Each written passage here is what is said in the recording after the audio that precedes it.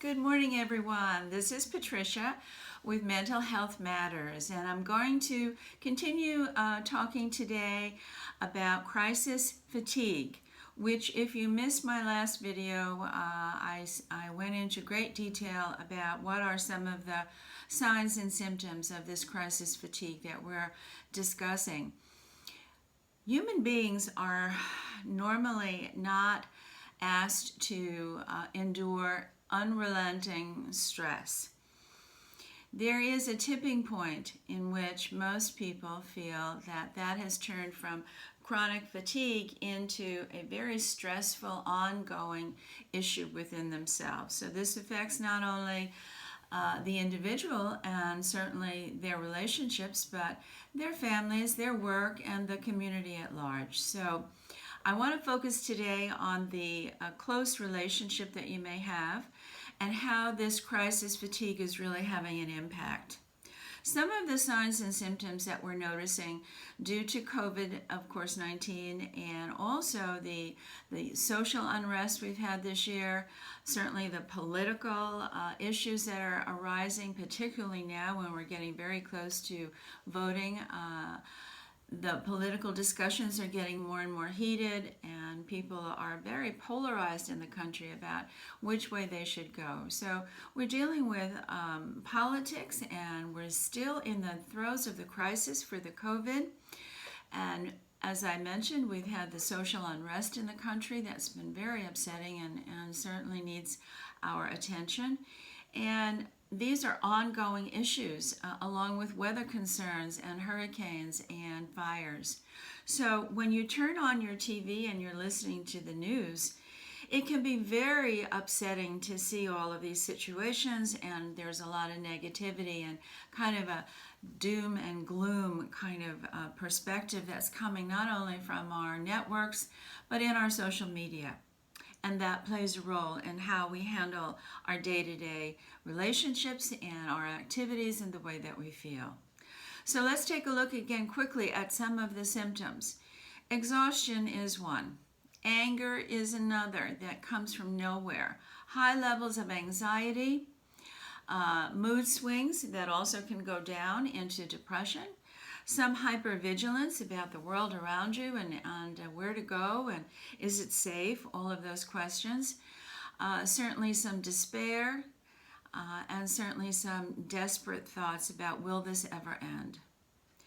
So we are now dealing not only with the COVID-19, but it's compounded, as I mentioned, with all of these other issues that are ongoing right now in our country.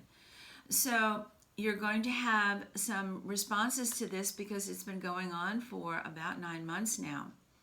And inside of those close relationships, you may see more tension, more arguing, more conflicts, certainly more frustration with one another. Sometimes the ones that are closest to us, unfortunately, get the brunt of what we've been feeling and what we're going through. And so we have a tendency to either push them away or engage them in a very negative conflict. So I'm going to try to give you some tips about how to break free from some of these internal conflicts that you may be having with your loved ones. So let's start there. Remember that during a crisis, especially now, you have to conserve your energy, and you need to put it right where your two top priorities are. So take a look at what's the most important thing in your life right now and say those are the two priorities, whether it's going to be my health or it's going to be my job and my work, or it's going to be more philanthropic in which you want to donate some time and energy to a cause that you really feel could benefit from your time.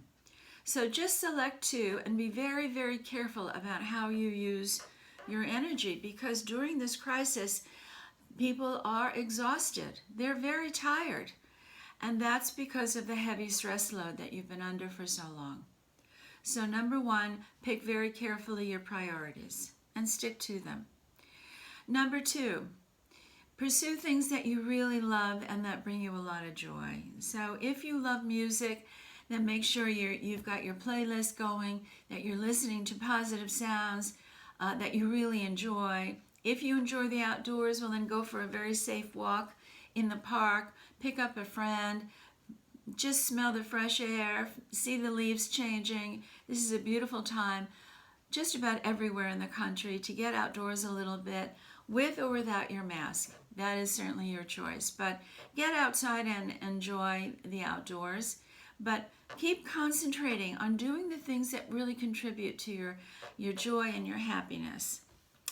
And number 3, take breaks, a lot of breaks during the day. If you have the opportunity, and it's really a privilege to be able to work at home, I'm going to suggest that you take numerous breaks during the day, because it's hard to balance work and home life when you are at home doing both. So step away from the computer, step away from your workload, and take a break. Take numerous ones during the day. If that means, yes, taking a walk outside, or just getting some exercise, doing some yoga in your living room, or dancing a little bit to some great music. But take numerous breaks, because again, you're building up pressure, you're building up stress, having to really focus on work issues. So take lots of breaks. And number 4, during this time, I want you to remember that even if your loved one has different points of view, they have different opinions, they may be on totally different places politically and socially, and their opinions matter. And so try not to convince people, pressure them, get into arguments about what you feel is the best choice, because that's not fair to anybody else. Everyone is entitled to believe what they want and to vote the way they want and to come up with their own solutions for what they perceive as the problems at large right now. So don't press too hard and don't push. If you know some of these are hot spots with your loved one, then just don't go there. Respect one another. You can love each other and not feel the same way about topics and interests and issues. So give each other some space and use a lot of just patience and compassion, and some just understand that you can love someone and they don't have to think the exact same way that you do. So pull back a little bit on those conversations, particularly this time of the year, right before people are going to the voting polls. And last but not least, try to seek some support. As I always say, counseling is always available. Check into NAMI, check into your local physician, make an appointment to see your doctor, make sure that if you're on medication, that all of that is pretty stabilized. But talk to other people and get some support. We all need that right now. So I hope that during this crisis fatigue, you're able to utilize some of these coping skills. This too shall end. We've been through a lot this country. We're a strong nation, and we will get through this. It will end, we will recover, and life will kind of go back to the way it used to be. Hopefully with more peace and more balance and some deep understanding. So hang in there. This too shall pass, as my mom used to say. This is Patricia with Mental Health Matters.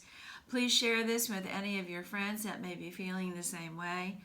And I'm happy to answer any questions or concerns you may have. Just leave them down below. Have a great week, everybody, and thanks for listening. This is Patricia with Mental Health Matters. Bye for now.